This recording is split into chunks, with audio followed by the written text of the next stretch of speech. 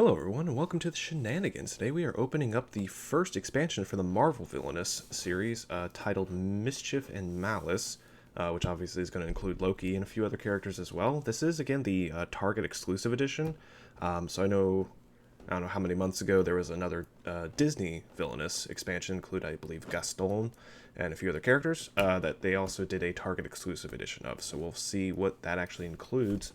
I believe last time it was just a different kind of coloration for one of the pieces.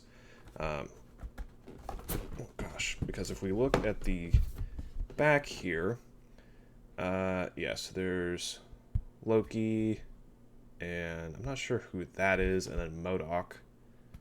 But if we compare that to the back of this one, okay, yeah, so it is the Loki figure is going to be just slightly different.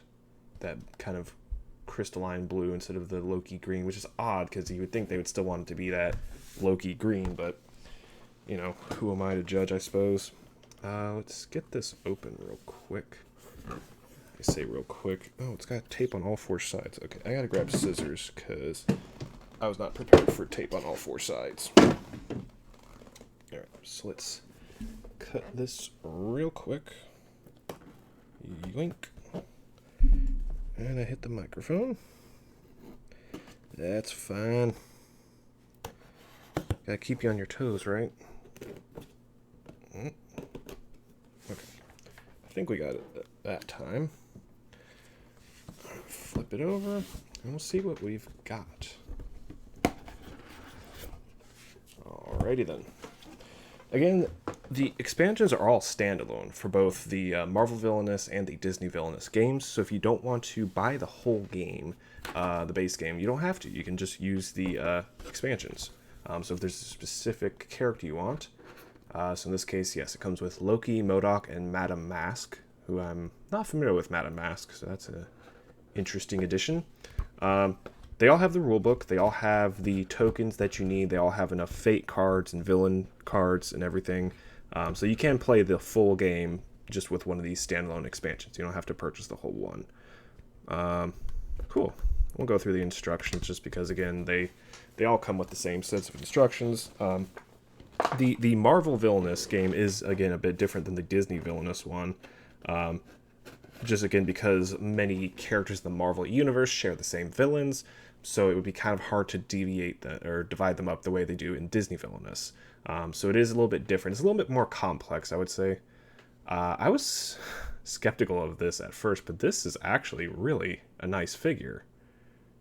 It's a little bit it's semi-transparent, which is kind of cool. And I really dig that blue card. But yeah, so that's the Loki figure for the Target exclusive one. Yeah, that's actually really nice. That's very cool.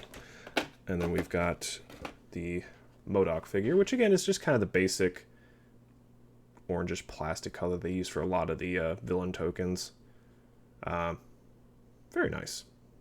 It's going to be interesting to see how they all kind of mesh together because, again, like I said, with Marvel Villainous, you combine the Fate decks together so that all the villains have a chance of getting the same heroes and, you know, trials or whatever to fight against them. Ooh, Madame Mask has guns. Okay, cool. So she wears a mask and has guns. That's literally all I know about Madame Mask so far. All right, so let's get the Playboards out. So we have Loki. Fire and chaos are coming, and I am the Lord of Chaos. Sounds about right for Loki. Can we... Let's see if I can open this again. Did I put those scissors away? No, they're over there. I'm using scissors because I'm lazy, guys. Don't judge. Of course, I still struggle even with scissors. There it goes. So far, between the two games, the Disney Villainous and the Marvel Villainous, I still think I prefer the Disney Villainous, just because it's a little more streamlined. It's not quite as complicated as the Marvel Villainous game can be at times, which is, I think, partially intentional, because I think the Disney Villainous is aimed at a younger audience. Overall, I mean, obviously anybody can play it, compared to I think the Marvel one is aimed a little more older, like mid-teens and up, that kind of area. So yeah, so we've got Lokis Board here. Can I open it? Oh gosh. Oh, it opens. Oh, that's weird. Why does it open that way? Okay. So Loki's objective is to gain and spend 10 Mischief. His locations are Odin's Throne, the Bifrost, Jotunheim, and Sanctum Sanctorum, which is interesting. So I'm wondering then if Doctor Strange is going to appear as one of quote-unquote Loki's villains. That's very interesting. Cool, cool, cool. And then the back is just blank. Alright, put that on the side. Then we have Madame Mask. There's nothing sadder than a broken superhero, and by sadder I mean more delightful. Well, she just sounds pleasant, and yes indeed, she wears a mask and she has guns and grenades, so that's cool. Her objective is to vanquish 8 heroes to settle her vendetta. Alright, and then her locations are Manhattan, Hell's Kitchen, Nefaria Castle, and Magia Casino Ship. Again, I don't know anything about Lady Mask or Madame Mask. So yeah, you guys would have to fill me in on that one, but seems very cool nonetheless. And then Modoc. He's basically just a big head with legs. Add to my to-do list. Violently eliminate all hostile coworkers and restore self to controlling power at AIM. Now, AIM was featured in, I believe it was Iron Man 3 in the Marvel Cinematic Universe. And I believe they just released a Modoc animated series. I'm not sure if that, I can't remember if that was on Disney or Hulu.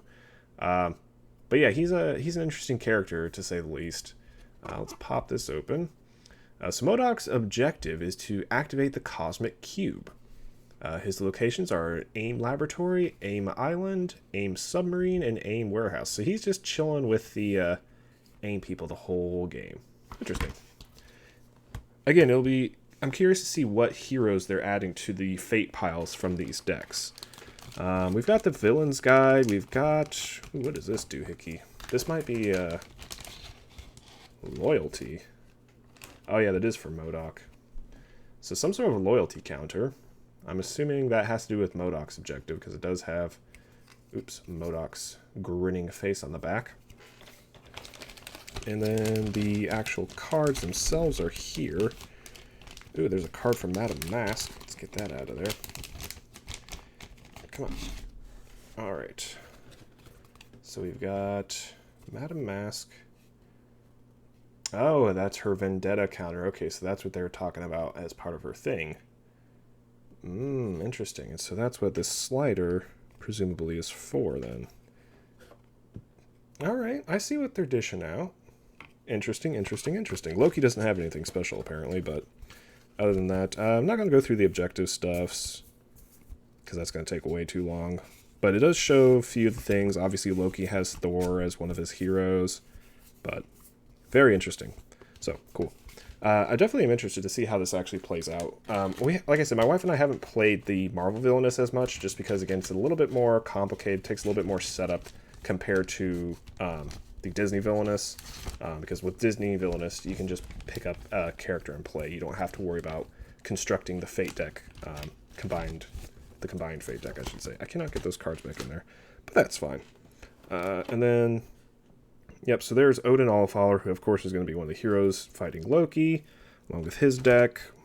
Iron Man, very neat, is appearing as one of Modoc's heroes. And Clint Barton Hawkeye is appearing as one of Madame Mask's heroes.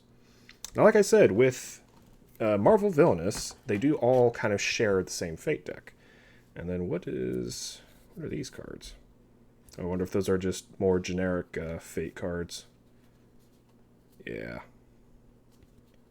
Agent 13. I don't know who Agent 13 is. Deathlock. So a bunch of S.H.I.E.L.D. agents look like. Life Model Decoy. That's pretty cool, actually. So yeah, so there's a lot more generic heroes that they're adding to this, it looks like, to kind of supplement the main Fate deck.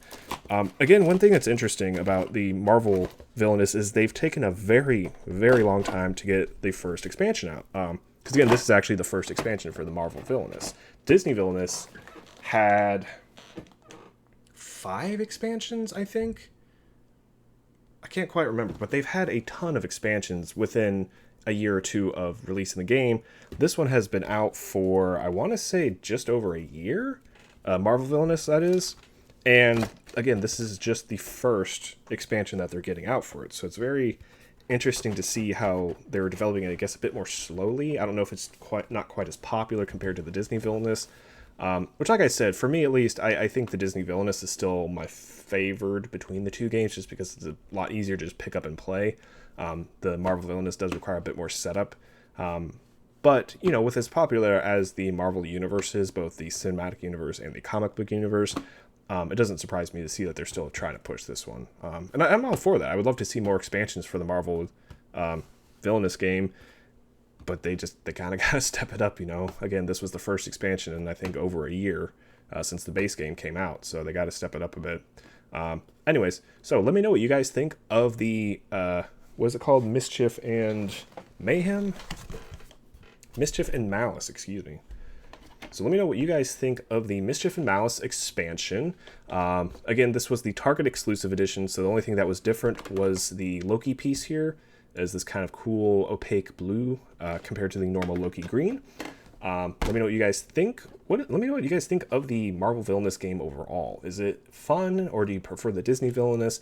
Let me know in the comments below, and thank you so much for watching, and we'll see you guys in the next video.